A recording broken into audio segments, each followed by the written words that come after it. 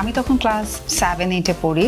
ঠিক ওই সময় আসলে লাক্স রান্না সুপারস্টার শুরু হয় এবং আমার মনে আছে প্রথমটা শানু আপুর দিয়ে শুরু হয়, এরপর একটা মমো আপু।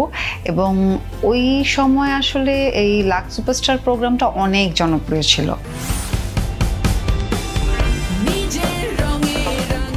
রেডি? আমি বিদ্যা সিনহা সাহা। আমি যখন প্রথম সিলেকশন হই লাক্স সুপারস্টারে, তো শুরু থেকে আমি আসলে অনেক নার্ভাস ছিলাম। তো ওখানে যাওয়ার পরে আমাদের যে গ্রুমিং সেশন শুরু হলো, ভোরবেলা থেকে শুরু করে যোগা করা, অ্যারোবিক্স, জিম করা, একটার পর একটা ক্লাস হতে থাকতো। মেকআপের ক্লাস, কিভাবে কথা বলা, আরও এরকম নানান অনেক ক্লাস। মেকআপের জানতাম না, বা মেকআপ প্রোডাক্টস কী কী তখন কিছুই জানতাম না। তো সেখান থেকেই আসলে মানে পুরো জিনিসটা শেখা। এবং আমার 17-18 বছর হয়ে গেছে। এই লং জার্নিতে আসলে আমি ওই গ্রুমিং সেশনে যা যা শিখেছিলাম আমার কিন্তু ওইটাই কাজে লেগেছে। অনেকগুলা ধাপ পার করে আসলে তাদেরকে আসতে হয় লাস্ট রাউন্ড পর্যন্ত। তখন আসলে পর্দার সামনে অভিনয় করাটা আমার কাছে মনে হয় অনেক বেশি প্রাণবন্ত এবং অনেক বেশি সহজ হয়, যেটা আমরা আসলে এই অভিনেত্রীদের অভিনয় দেখে এখন বুঝতে পারি। আমি তোমাকে কখনো হারাতে চাই না। ওখানে ওই সময় আমি যখন জিম করতাম, যেটা আমি এনজয় করতাম না, এখন কিন্তু আমি সেটাই করি। কিন্তু এখন হয়তো আমাকে কেউ বলে না, এখন আমি বরঞ্চ এখন উল্টা। এখন যদি আমি না করতে পারি, অথবা জিম না করতে পারি, অথবা ডায়েট যদি আমি মেনটেন করতে না পারি, আমার নিজের কাছেই খারাপ লাগে যে ও মাই গড আমি আজকে বেশি খেয়ে ফেলেছি। হ্যাঁ, খুব ছোটোবেলা থেকে আমার ইচ্ছা ছিল এরকম অনুষ্ঠানে আমি অংশগ্রহণ করবো, অনেক বড় কিছু হব।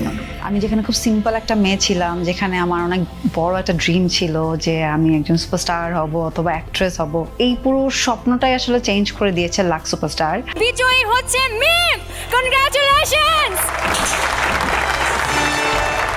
লাক্স সুপারস্টার হওয়ার পরই বড় বিষয় ছিল হুমায়ূন আহমেদ স্যারের সাথে কাজ করা আমার আছে জলে। এবং মজার বিষয়, স্যার যখন ফার্স্ট আমাকে দেখে, আমার সামনে এসে আমাকে বলে যে তুমি কি সুইমিং পারো? আপু, তোমাকে যে আমি কত ভালোবাসি এটা কি তুমি জানো? আমার আছে জলে একটা সিন, সেটা হচ্ছে লাস্ট সিকোয়েন্সটা, যে দিলশাদ পানিতে ভেসে থাকে এবং স্যার আমাকে বলে যে যাও মাঝখানে গিয়ে ভেসে থাকো। এবং আমি না স্যারকে বলতেই পারি না সাহস করে যে স্যার আমি পুরোপুরি পারি না সাঁতার। খুবই ভয়ে ভয়ে ভয়ে পুকুরের মাঝখান পর্যন্ত গিয়েছি। যাওয়ার পরে স্যার তখন বললো যে দেখো ওখানে একটা ভেলা আছে, সো এখানে শুয়ে পড়ো।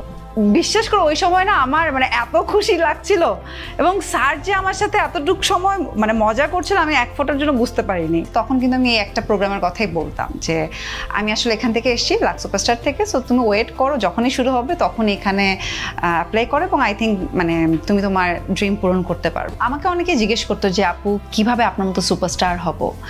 আমার কাছে আসলে তখন কোনো আনসার ছিল না, কিন্তু এখন আছে। Lux superstar is back.